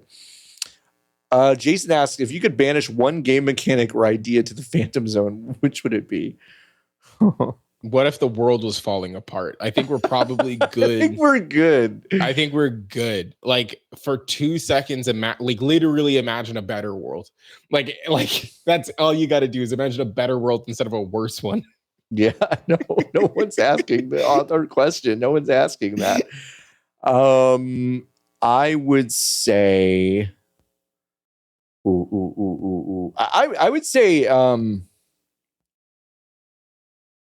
any inventory system that does not auto sort to what 99% of people are going to the inventory menu to look for. In terms of like, just like there are a lot of inventory systems that you can sort things relatively quickly, but like a lot of them are actually pretty dumb by default. And I think like more time could be spent into like an inventory system that's a little bit smarter for the player. So yeah, I don't know. I was recently remembering that in Starfield, that game lets you pick up a bunch of dumb bullshit. Because it's a Bethesda game and they always let you do that. But at least in Skyrim, when you picked up the dumb bullshit, you were incentivized to go sell it somewhere. Yes. And then I was like, I don't actually think I sold anything ever in Starfield. Like ever one time. I don't remember selling anything. And I think games need to be much better at being like, this is garbage. Pick it up. It's useless. Yeah. Yeah. I love games that like when you pick up a thing, it goes, this is good for basically nothing. I'm like, oh, great. Cool. Then thanks. Begs the question, why can I pick it up in the first place? Why can I pick it up? But usually it's like, oh, you could sell it for like $2. It's like, okay, whatever. Jason asks, I want to start following a basketball team. Which European basketball magicians team should I follow? Listen, that's a very easy question.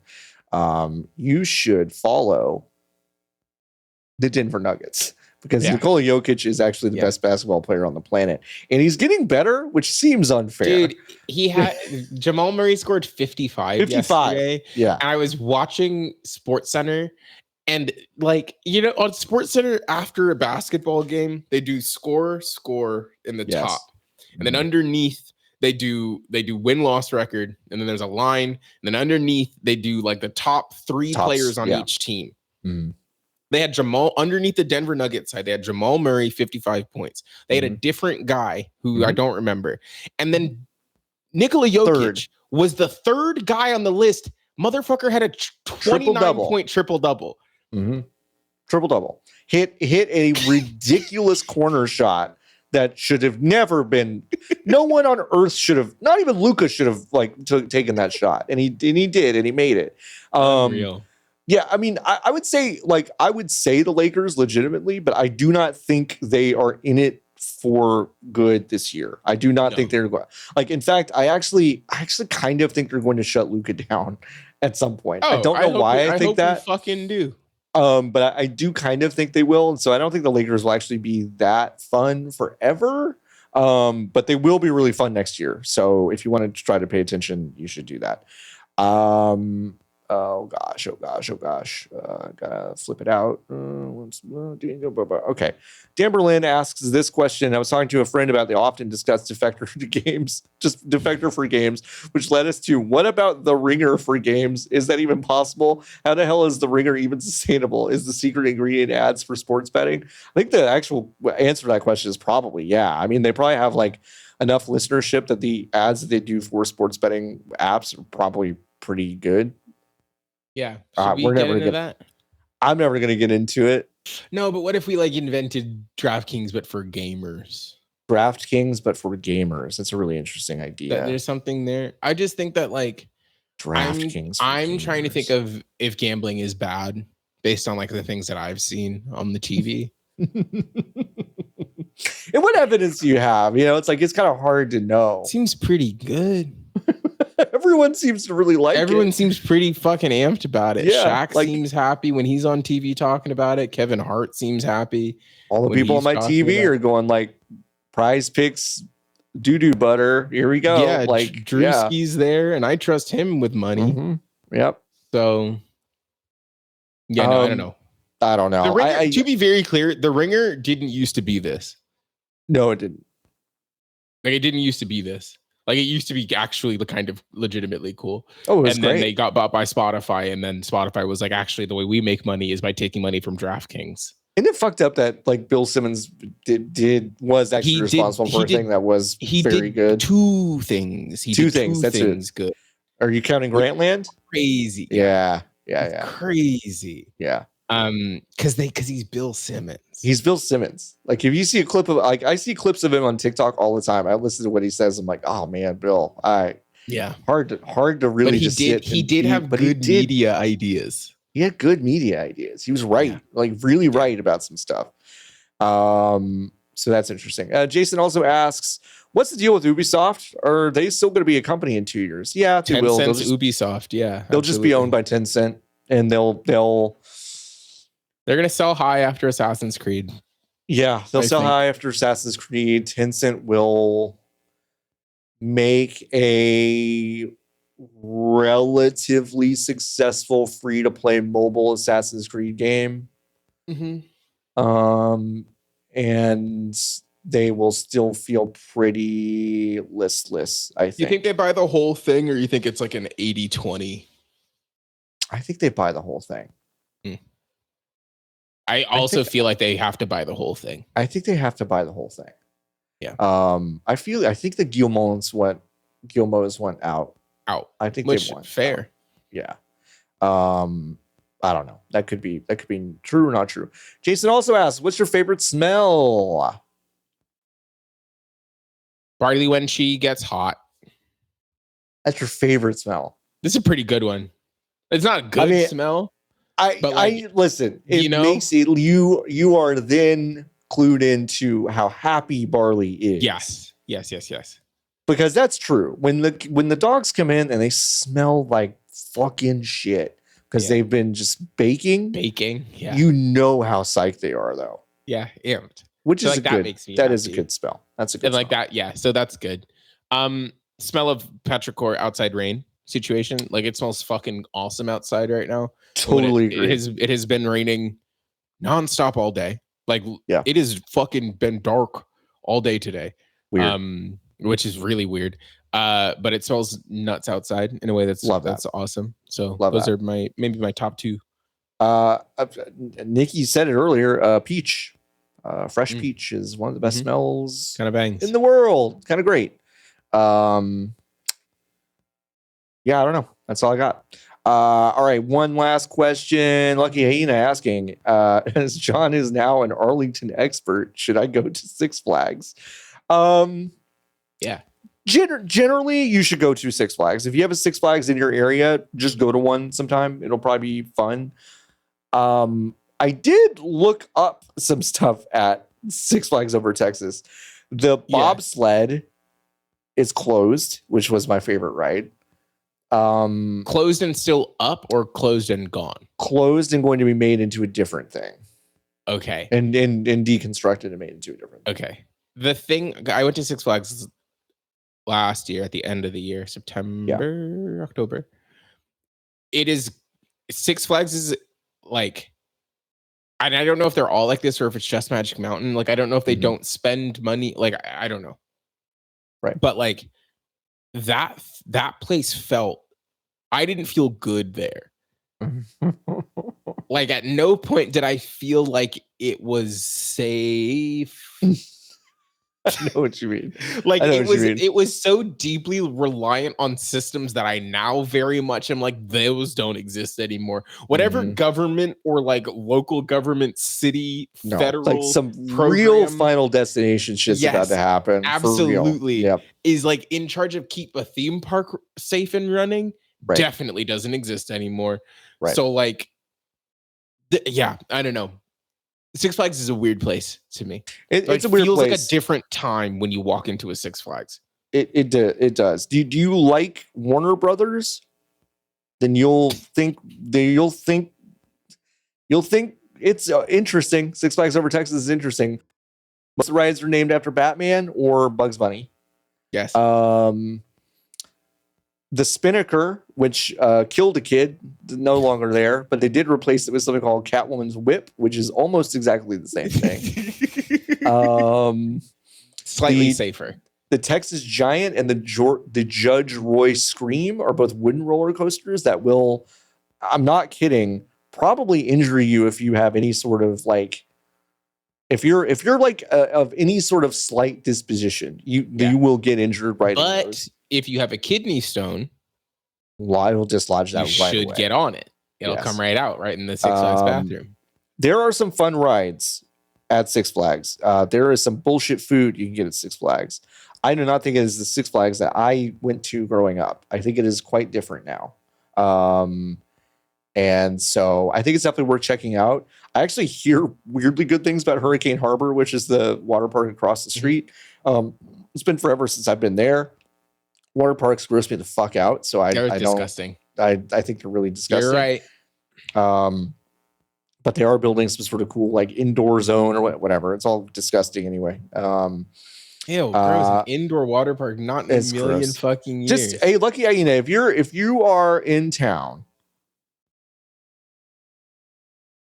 and you want to go to Six Flags, just DM me and you and I could go to Cidercade instead. And then you can go to Six Flags at some point. But like I'll go to Cidercade with you, which is like 5 minutes away, and it's a bunch of old arcade machines that are on free play, and they make their own cider, and it's pretty good. That sounds way better. It's way better. So I think that's my charge to you.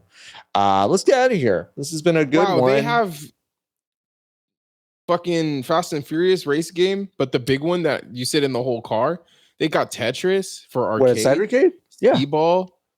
They got and also like pinball. They have like Tekken 8 set up there, just like on little PlayStations, which is wild. Wow, 5-ounce pours for $16. That's that was 3 years ago, so it might be different now. It might be a little bit different, but wow. But Cider Cade's good. It's fun.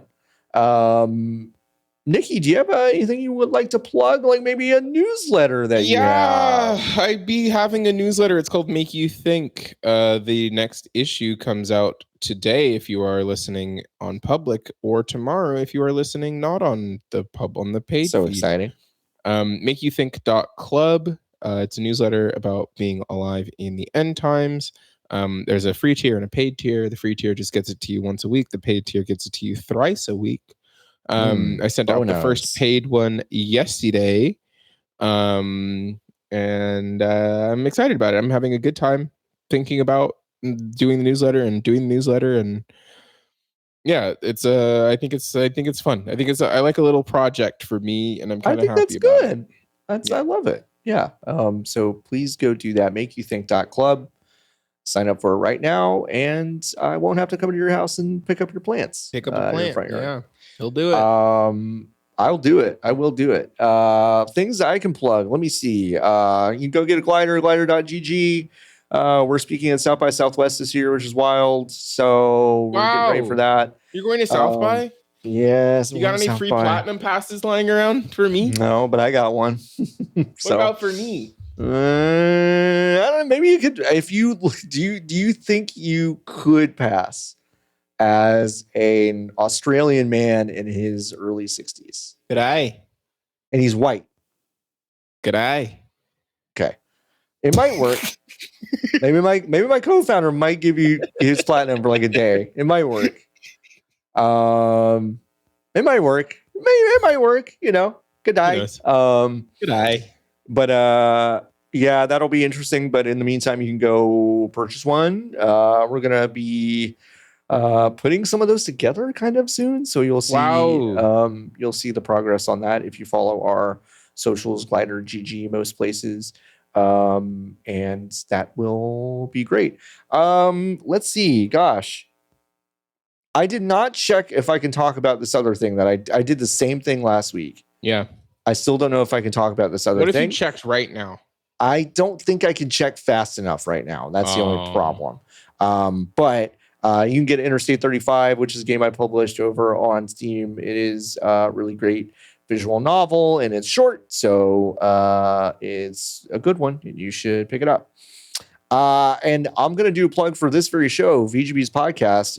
Folks, Murderers Row coming up. We got here. I'm gonna, because I've updated the list since you've even seen it. So we got we have a Merritt K next week on the 20th. We have a Michael Hyam the week after that on the 27th. We have an Andrea Sheeran on March 5th. Wow. We have a Pat Gill on March 13th. We have a Tim Rogers on March 20th. We have a Ben Pack on March 27th. We have a Lotus on 410. And we have a Jess Cogswell on 417. Wow, everybody's here. Everybody's here, and it's great. And we're going to have a really good time with some guests because y'all have asked for it, and I hope you like it, because if you don't like it, it's rude to uninvite these people. So it's just going to have to be a thing that you really, really, really love. Yeah, keep the excitement going. Just keep the excitement going and like tell us how good everything is, and that would be great. Thank you so much for hanging out with us this week. This has been a fun one. We had a lot to talk about. And we will be back next week, folks. All right. You should probably just, keep on buzzing. Buzz.